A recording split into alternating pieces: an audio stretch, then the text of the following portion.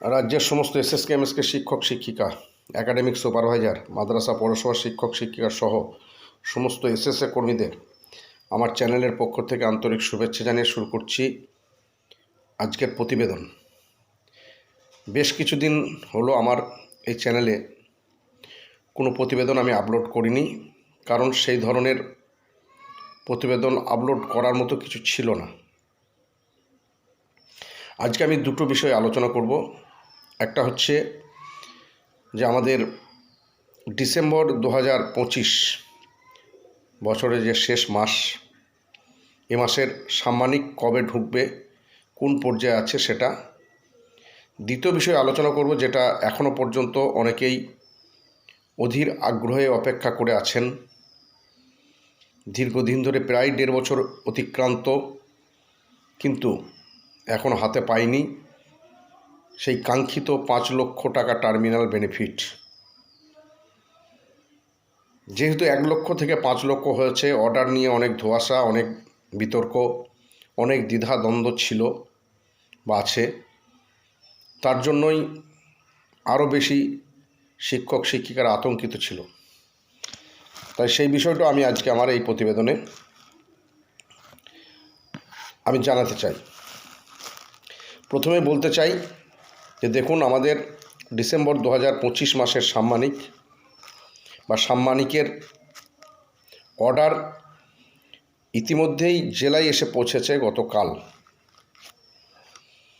কিন্তু ফান্ড গতকাল পর্যন্ত ঢোকেনি। আশা করছি আগামী সোমবার জেলায় ফান্ড ঢুকে যাবে।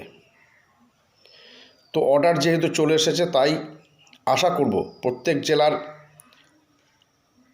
যারা আধিকারিক আছেন, যারা সাম্মানিক এর ফাইল তৈরি করেন, তারা যদি ফাইলটা রেডি করে রাখতে পারেন এবং সোমবারের মধ্যে যদি জেলা ব্যাংকগুলোতে ফাইল পাঠিয়ে দিতে পারেন, তাহলে ফান্ড ঢোকার সঙ্গে সঙ্গে আমাদের সাম্মানিক শিক্ষক শিক্ষিকাদের ব্যক্তিগত অ্যাকাউন্টে ক্রেডিট হয়ে যাবে সোম মঙ্গলবারের মধ্যেই।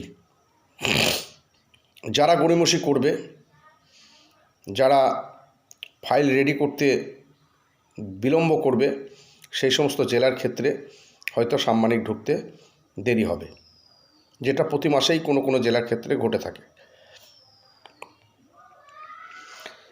তো আরেকটা বিষয় নিশ্চয়ই আপনারা জানেন যে 60 অপশনধারী শিক্ষক শিক্ষিকা যারা আছেন, তাদের সম্ভবত এই মাসেও ইপিএফ কাটছে না, কারণ ফান্ড জেলায় যে ফান্ড ট্রান্সফার হয়েছে সেখান থেকে বোঝা যাচ্ছে যে সম্পূর্ণ ফান্ডই যে সাম্মানিক পায় শিক্ষক শিক্ষিকারা, সেই সাম্মানিক জেলায় ঢুকে গেছে, মানে অর্ডার ঢুকে গেছে।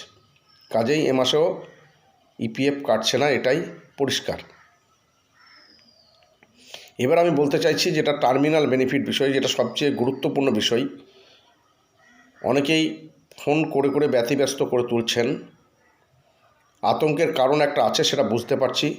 আতঙ্কের কারণ একটাই, সেটা হচ্ছে এখনও পর্যন্ত অনেকেই বিশ্বাস করতে পারছেন না যে তারা 5 লক্ষ টাকা টার্মিনাল বেনিফিট পাবেন কি না। তার জন্যই আতঙ্কটা এত বেশি। টাকাটা দেরি হচ্ছে, এটা আতঙ্কের বিষয় নয়। আতঙ্কের বিষয় এটাই যে 5 লক্ষ টাকা পাবে কি না।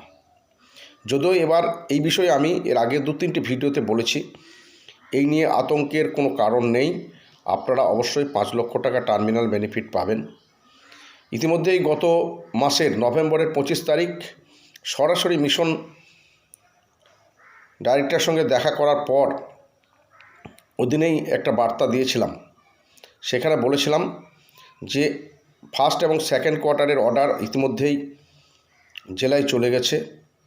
তারপর থেকে দেখছি কিছু গ্রুপে বা আমার ব্যক্তিগত হোয়াটসঅ্যাপেও বা আমার ভিডিওর কমেন্ট বক্সে অনেকে লিখতে শুরু করলেন 4-5 দিন পর থেকেই, যে এখনও পর্যন্ত টার্মিনাল বেনিফিট আমরা পেলাম না, এখনও ঢুকলো না অ্যাকাউন্টে। তাদের এটুকু অভিজ্ঞতা নেই যে সামান্য অনারিয়াম রাজ্য থেকে ছাড়ার পর অন্তত 8-10 দিন লেগে যাচ্ছে শিক্ষক শিক্ষিকাদের অ্যাকাউন্টে ঢুকতে।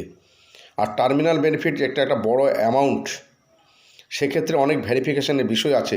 রাজ্য স্তরে ভেরিফিকেশান করে পাঠানো হলেও জেলা স্তর বা জেলা থেকে ব্লক স্তরেও একটা ভেরিফিকেশান হয়, তারপর সেই টাকাটা রাজ্য থেকে জেলায় আসে, জেলা থেকে ভেরিফিকেশান করে ব্লক স্তরে পাঠানো হয়, ব্লকে ফিনান্স দপ্তরে বা ক্যাশিয়ারের কাছে সেটা যায়, তারপর সেখান থেকে শিক্ষক শিক্ষকদের ব্যক্তিগত অ্যাকাউন্টে ক্রেডিট হয়।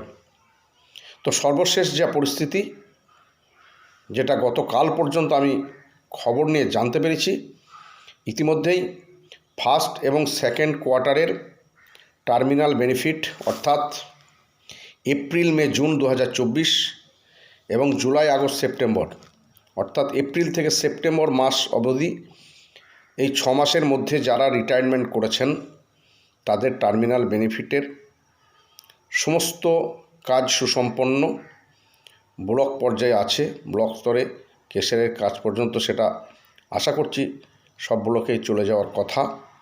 কোনো কোনো ব্লক হয়তো ইতিমধ্যেই আজকালের মধ্যে পেয়ে যেতেও পারেন,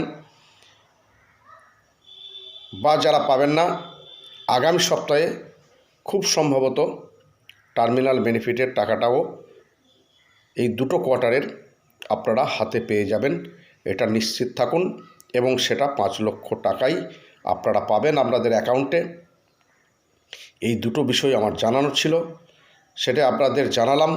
সবশেষে সংক্ষিপ্তভাবে আমি সংগঠন প্রসঙ্গে 2-1টি কথা বলবো।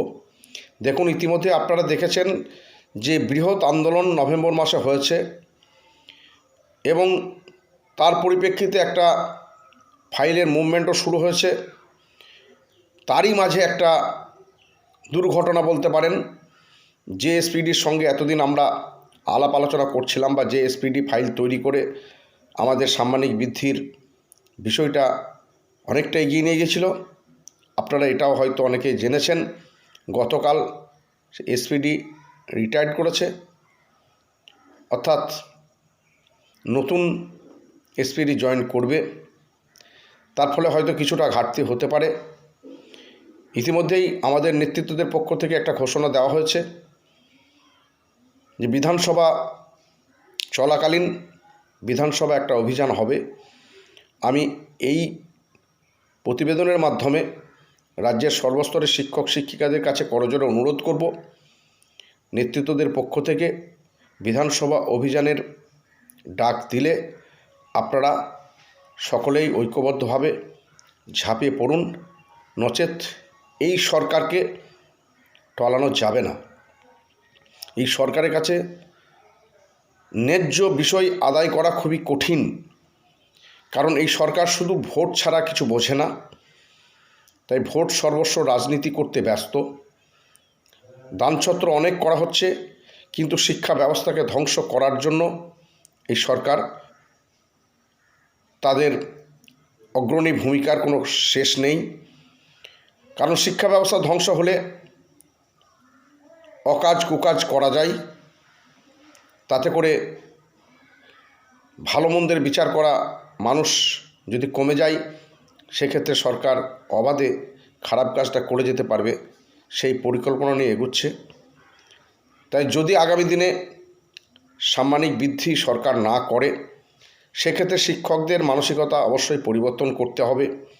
কি করতে না হবে সেটা নিশ্চয়ই আপনারা সকলেই অভিজ্ঞ শিক্ষক শিক্ষিকা, আপনারা জানেন।